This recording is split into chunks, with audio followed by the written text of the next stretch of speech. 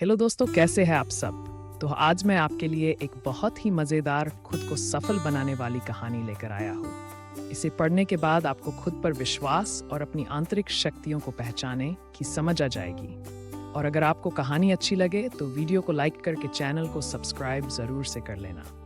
तो चलिए सुनते हैं। बहुत समय पहले एक छोटे से गांव में अर्जुन नाम का एक युवा रहता था। अर्जुन के दिल में हमेशा से कुछ बड़ा करने की इच्छा थी, लेकिन वह नहीं जानता था कि उसे किस दिशा में जाना चाहिए। गांव के लोग साधारण जीवन जीते थे और उनमें से कोई भी अर्जुन के सपनों को नहीं समझता था। एक दिन गांव में एक बूढ़ा साधु आया जिसने अर्जुन की जिंदगी को हमेशा के लिए बदल दिया। अर्जुन उस साधु के पास गया और उससे पूछा, बाबा, मैं अपनी जिंदगी में कुछ बड़ा करना चाहता हूँ, लेकिन मुझे समझ नहीं आता कि किस दिशा में जाना चाहिए। क्या आप मेरी मदद कर सकते हैं? साधु ने अपनी आंखें बंद की और थोड़ी देर बाद कहा, बेटा, इस जंगल में कहीं एक स्वर्णपंखी चिड़िया रहती है। उसे पाना बहुत मुश्किल है, लेकिन जो भी उसे पा लेता है उसके जीवन में असीमित समृद्धि और सफलता आ जाती है। अर्जुन ने साधु की बात को ध्यान से सुना और उसी क्षण तय किया कि वह स्वर्णपंखी चिड़िया को खोजने के लिए निकल पड़ेगा। यह उसके लिए एक नई शुरुआत थी, एक यात्रा जिसकी कोई मंजिल नहीं थी, लेकिन एक ऐसा सपना था जो उसे जीने की राह दिखा रहा था। अर्जुन ने अपनी यात्रा की शुरुआत की। वह जंगल में कई दिनों तक भटकता रहा, लेकिन स्वर्णपंखी चिड़िया का कोई निशान नहीं मिला। वह कई मुश्किलों का सामना कर रहा था, खतरनाक जानवर, अनजाने रास्ते और भयंकर मौसम। हर दिन उसके लिए एक नई चुनौती लेकर आता था, लेकिन अर्जुन ने हार नहीं मानी। जंगल में भटकते भटकते उसे एक और यात्री मिला जो एक उजड़े हुए मंदिर के पास बैठा हुआ था। अर्जुन ने उससे पूछा, क्या आपने कभी स्वर्णपंखी चिड़िया के बारे में सुना है? यात्री ने हंसते हुए कहा, स्वर्णपंखी चिड़िया? मैंने भी उसे खोजने की कोशिश की थी, लेकिन वह सिर्फ एक मिथक है। तुम भी समय बर्बाद कर रहे हो।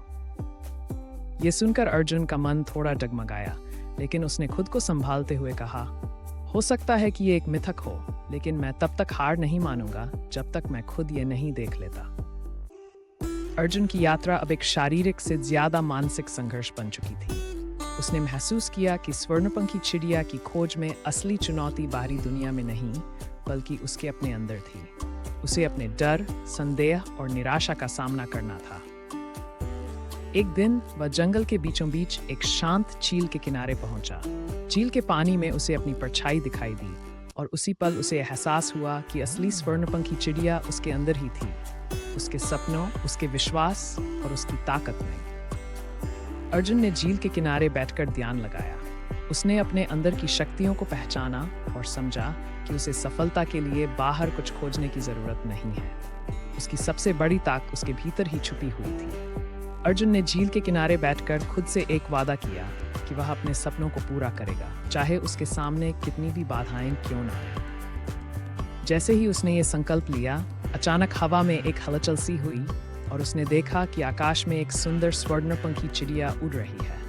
वह चिड़िया अर्जुन के सामने आकर बैठ गई और उसकी आंखों में सीधे देखने लगी। अर्जुन को समझ आ गया कि यह चिड़िया कोई साधारण पक्षी नहीं है, बल्कि उसकी खुद की आंतरिक शक्ति और दृढ़ संकल्प की प्रतीक थी।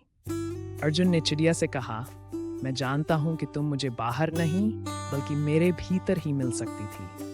तुमने मुझे यह सिखाया है कि असली सफलता की चाबी मेरे अपने अंदर है।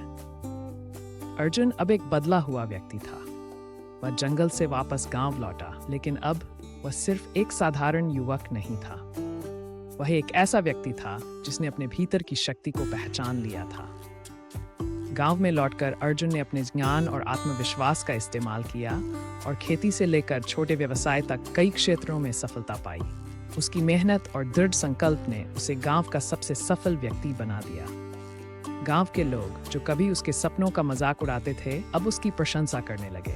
अर्जुन ने यह भी सुनिश्चित किया कि वह अपने ज्ञान को गांव के अन्य युवाओं के साथ साझा करे, ताकि वे भी अपने भीतर की शक्ति को पहचान सकें और अपने जीवन में सफलता प्राप्त कर सकें। उपसंहार अर्जुन की कहानी हमें यह सिखाती है कि असली स्वर्णपंखी चिड़िया हमारे अपने अंदर छुपी होती है।